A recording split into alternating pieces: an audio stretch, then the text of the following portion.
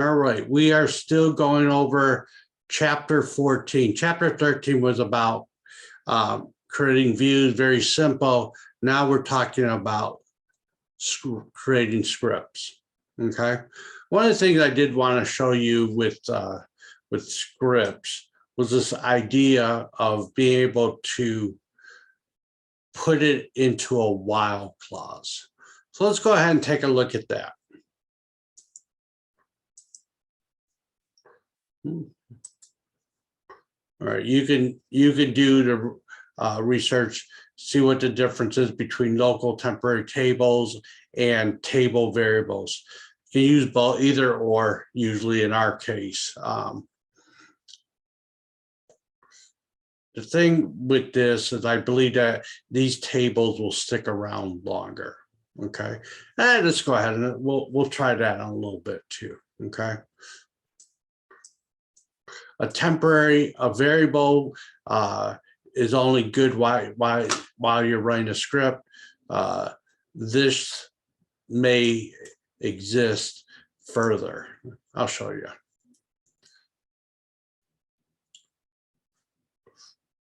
For example, let's go ahead and make a new window. So let's say we wanted, so we got this view out here and we're good, but let's say we wanted to make this same vendor view. Let's say we wanted to make it a temporary table. So what we would do is we would declare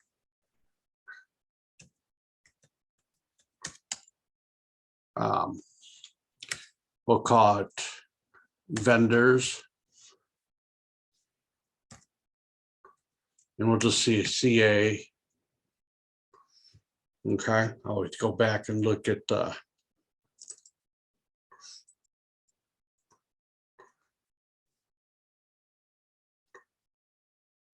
okay.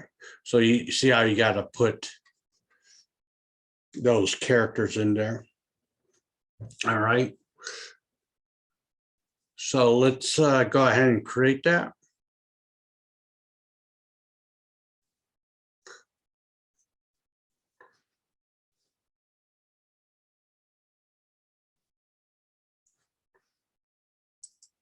I'm going to switch this around. I like to call it CA vendors. Okay.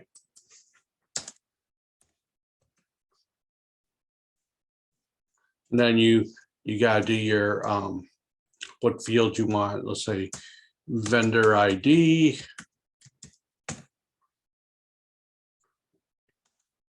You know, and it's going to be an int field, comma, vendor name.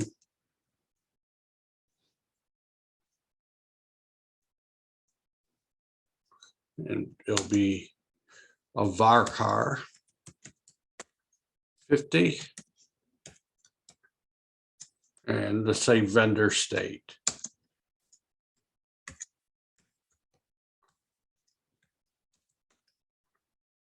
Okay. Oh, we got to tell it what we'll just say character. So if we run this, it runs. Okay. We can run it multiple times because it's deleted after every time you do that.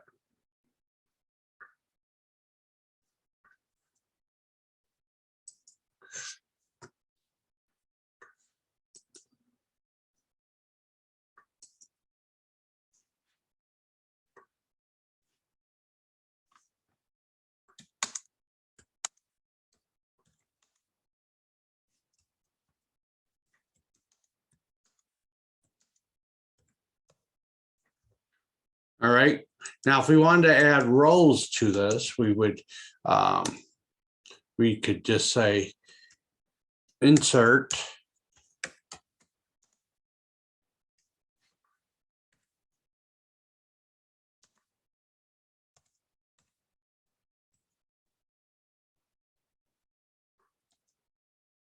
vendors. And if you remember, we already created a view from that. And asterisk from VW vendors. And that should work because it has the same number of columns. Okay. Let's go ahead and put our semicolon so you could see that this are two separate.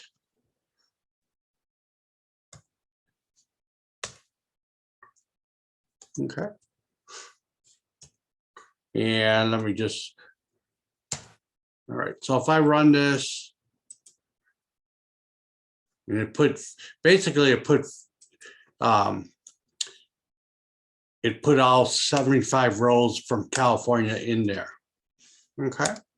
Now, if I do a select asterisk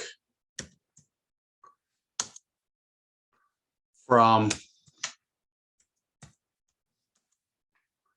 at CA vendors, okay, and make this a separate command. If I just run this, guess what's going to happen? It's going to blow up. But if I run this whole script, well, it actually works.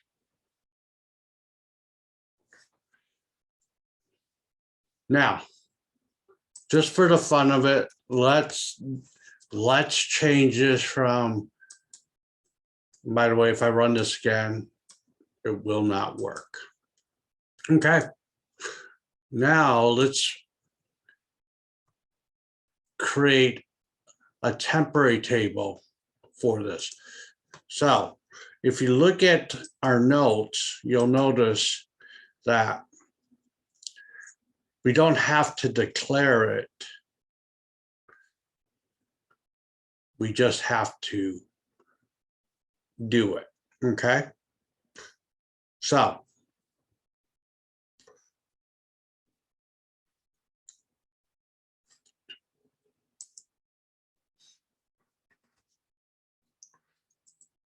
we can do almost exactly the same thing,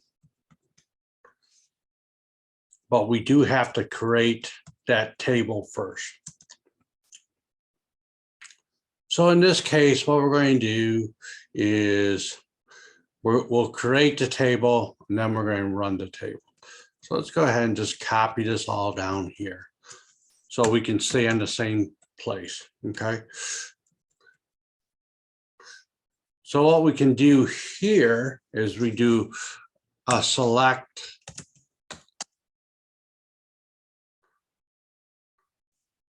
asterisk into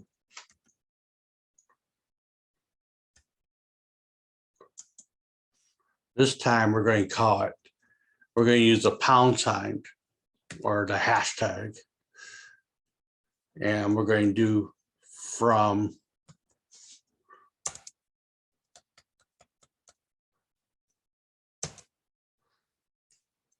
okay, and then we're going to do a select pound sign here. Okay, so let's go ahead and run these and see what happens. Pretty much the same thing, except you can keep on running this because this will stay alive as long as the session or this window stays open. Okay, that's the big difference. Yeah. All right. Any questions about that? Let's move through the rest of our notes. Okay. A lot of times you're going to see the begin and end. This this means run a group of these statements. Okay. Run this block of statements if the invoice is still due date is less than today's date. Okay. One of the last thing I want you to see is this looping structure. Okay. And you're going to be asked to do some of this. And you're going to see, you're going to have while a flag is not set to a certain position, you're going to be asked to do that. Okay. So again, I wouldn't look at this one too much. We can also declare cursors. What's a cursor? A cursor is a way of reading into a row, allocating stuff to that row, and then closing it. Okay. So, and you can see, let me try to explain this. Okay. And I'm going to just go ahead and copy all this so we can actually go over this.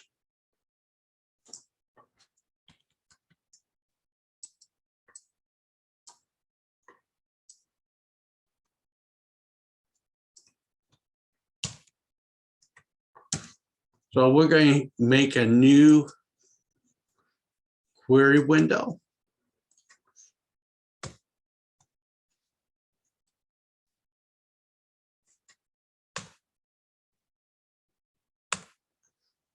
Now, I could just go ahead and run this. And by the way, this wouldn't work.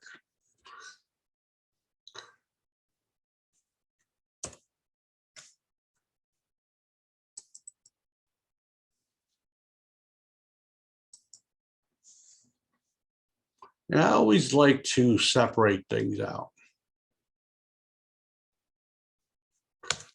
So the first part, we're going to declare some variables.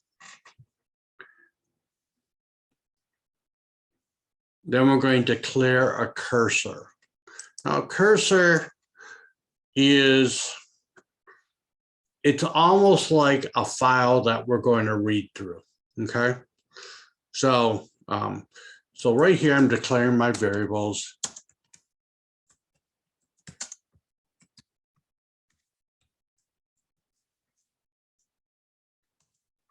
And now I'm going to do my cursor, okay? I'm going to separate this.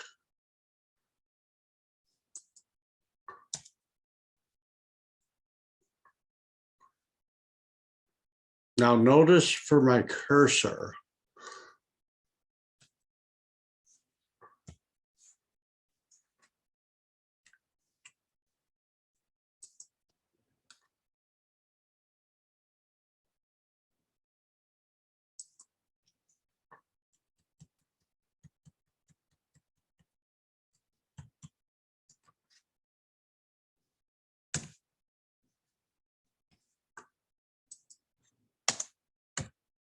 all right.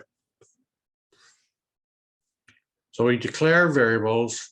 By the way, I can just run this if I want. It'll work fine. Well,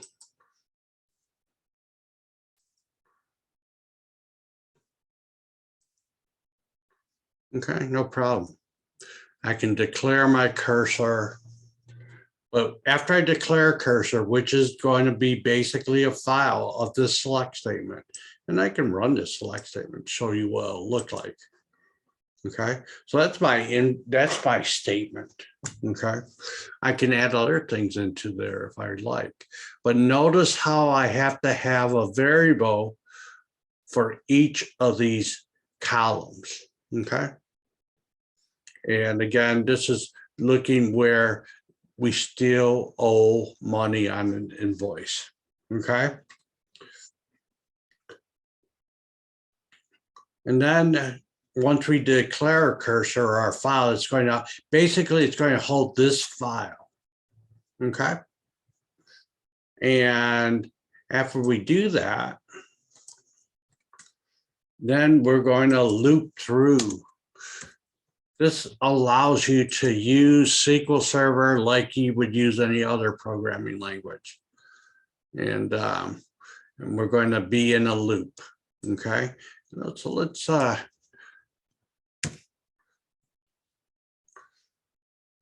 walk through this. Now, first thing you want to do is you want to make sure this is indented properly. Okay. So what I do is, and then I like to indent everything between the begin and end. Okay, so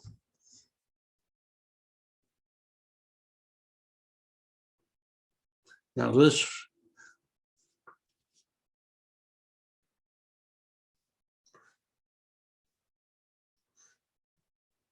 so the first thing is we're going to do an if statement. If that is true, then we're going to do this. If not, we're not going to do anything.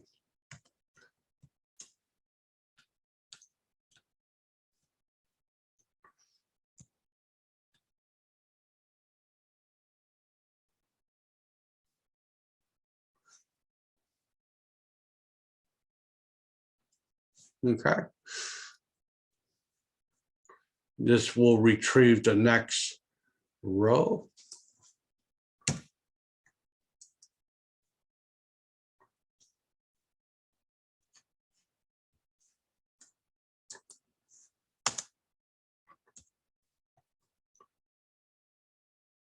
And then finally, we're going to end all this.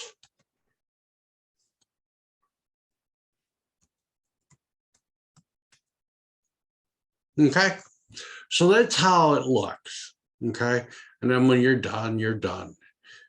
Okay, so it's going to do this begin and end while fetch status, which means there's still rows in there, is not equal to -1. If it equals -1, that means no more rows exist. All right, and we'll put this down here. Finally, you have to deallocate, close your cursor, deallocate it, and then we're going to display our output. Okay.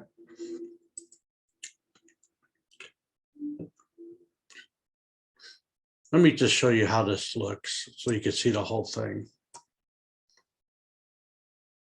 as much as we can. Okay, but that's pretty much how this looks. It looks like a programming language. This is your loop, your while there's still rows in there. Okay, so we're going to read the first row. Okay, and we, whatever our cursor is, we put it into these two variables we have. We loop through, okay, and there's still more rows in there. So it's going to run this, and then it's going to go to the next. Now, if there was no rows, it wouldn't do anything. Okay, we just poop out. Okay. So let's go ahead and run this.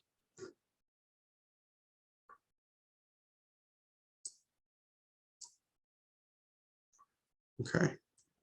And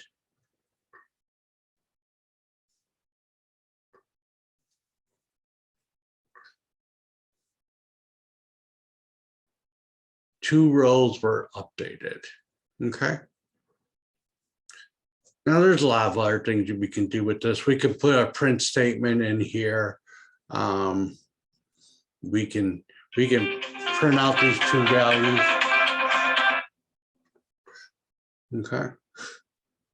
So for example, I could print out all three of these values right here. Let's just print out this first one.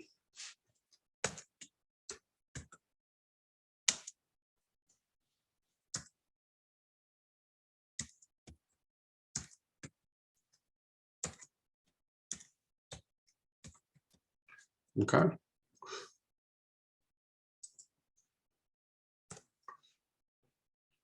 run it again. And it prints out the two rows where we still owe money. Okay.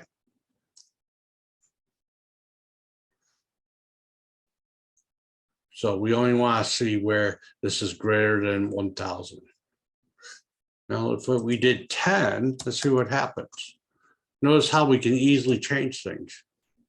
Well, now you see what happens. Okay. And that time 11 rows are updated. All right. You're going to have to do one of these in your assignment number 6. So again, I know we just quickly explained it and tried it, but try it in your assignment. You should be fine. Any questions about that? This is actually one of the hardest things to do in SQL Server, is to make your script iterative. In other words, running through different things, using it like you would normally use a programming language. All right. The try catch statement. This is our error checking. The reason we use error checking in coding is because while we're in development and designing of our applications, our software, we like things to blow up, but when they're in production, we don't like things blowing up, okay? So that's why we use try catch.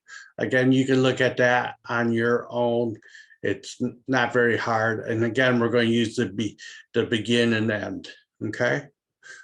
Try something. If it fails, catch it. If not, just continue on as normal.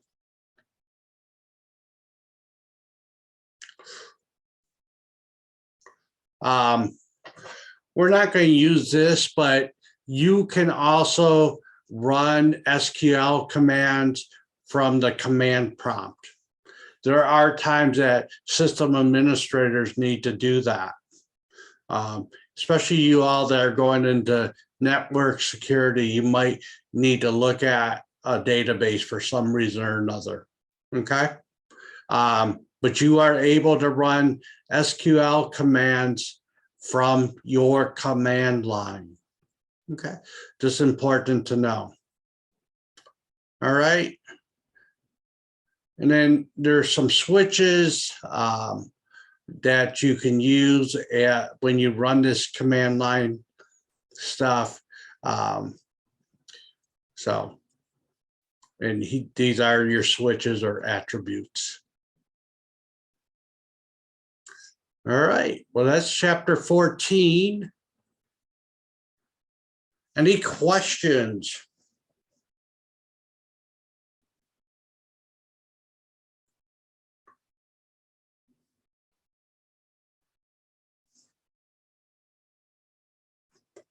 All right, so here's what we're going to do. I'm going to stay online. And if you want to work on your project, you have time to. If you want to work on assignment number 6, you have time to, and you can ask me questions. Otherwise, I will see you next Tuesday. And make sure you turn in your stuff. And assignment number 6 is not due till next Thursday, okay? So we still got to go over chapter 15. So I want to give you a couple days to do that. Okay. Any questions? Yeah. So what's your, so the best practices, the very best practice for SQL injection is to use store procedures. Okay. Store procedures, we're going to go over that in chapter 15, but if you use a store procedure or if you use some other object, you can prevent people just running SQL commands directly into your database. Okay, so we want to use objects, whether it's a store procedure in SQL Server or every language has a set of objects that they have for writing SQL commands. Okay, so that's how we prevent that.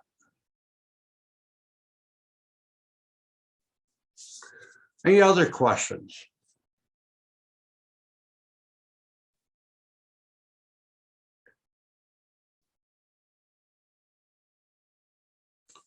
All right. Well, feel free to stay online and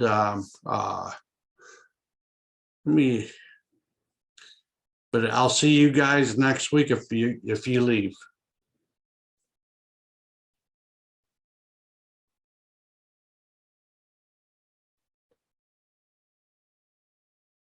You too. Let me stop the recording.